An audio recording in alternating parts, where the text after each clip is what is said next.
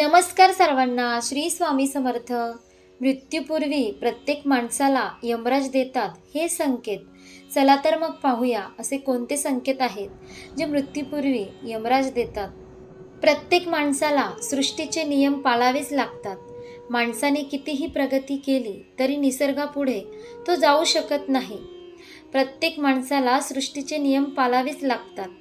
माणसाने कितीही प्रगती केली तरी निसर्गापुढे तो जाऊ शकत नाही, हे वारंवार सिद्ध झाले आहे. पृथ्वी तलावर एकदा जन्म घेतला म्हणजे त्याचा मृत्यू अटळ असतो. मग तो माणूस असो, प्राणी असो वा कुणीही असतो. पौराणिक मान्यतानुसार केवळ 8 व्यक्ती हा चिरंजीव आहेत. बाकी सर्वांचा मृत्यू होणारच असतो. प्रभू श्रीराम, श्रीकृष्ण यांचाही जन्म झाला होता.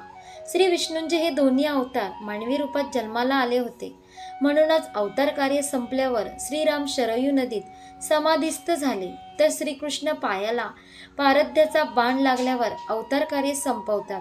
त्यामुळे खुद्द परमेश्वरालाही मानवी रूप धारण केल्यानंतर मानवी जीवनाची भोग चुकत नाही. म्हणजे सृष्टीच्या नियमात भगवंतही ढवळाढवळ करत नाही असे सांगितले जाते. चित्रगुप्त माणसाच्या कर्माचा हिशोब ठेवतात आणि घटका भरले की यमराज आपले काम करतात अशी मान्यता आहे. मृत्यूविषयी काही पौराणिक मान्यता आजच्या काळातही मानल्या जातात. प्रत्येक माणसाला त्याच्या मृत्यूपूर्वी यमराजाकडून काही संकेत मिळतात. नेमके कोणते संकेत मिळतात? मृत्यूविषयीच्या मान्यता काय आहेत जाणून घेऊया. मृत्यूपूर्वी माणसाचे वर्तन बहुतांशी प्रमाणात बदलते असे सांगितले जाते. भारतातील कोट्यवधी देशवासियांनी याचा अनुभवही घेतला असेल. म्हणजे आपली आई किंवा वडील यांच्या मृत्यूपूर्वी त्यांच्या वर्तनात झालेला बदल आश्चर्यकारक असतो. उदाहरण द्यायचे झाले तर मृत्यूपूर्वी माणूस विस्मृतीत जगतो. तो कोणाला ओळखत नाही. मात्र बालपणीच्या आठवणी किंवा लहानपणीचे प्रसंग तो खडानखडा सांगतो. यमलोकाच्या वाटेवर असलेल्या व्यक्ती आपले आई, वडील किंवा अगदी जवळचे नातेवाईक यांनी पाहतात असे सांगितले जाते.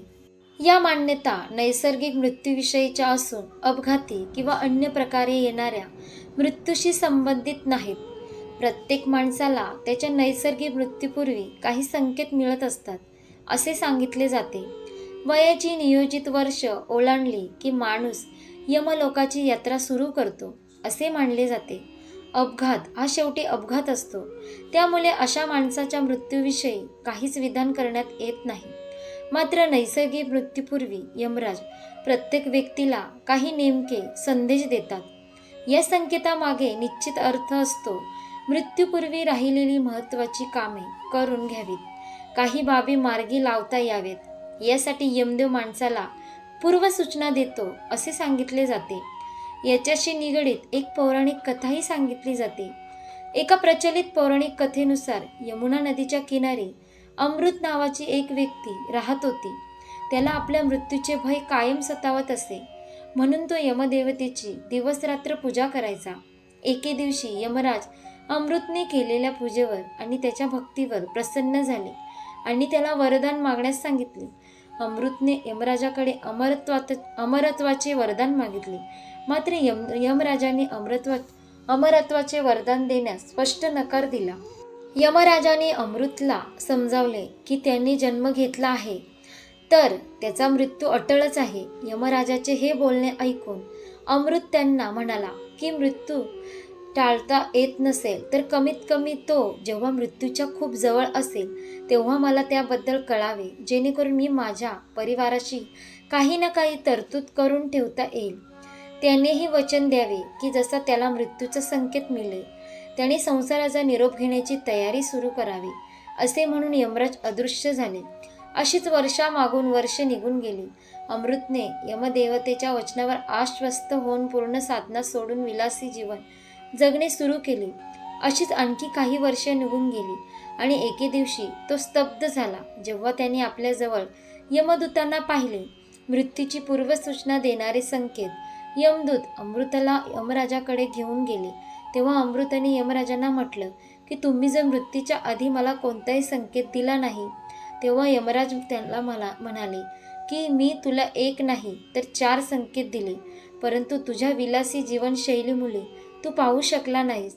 जेव्हा तुझे केस पांढरे झाले होते तेव्हा तो पहिला संकेत होता.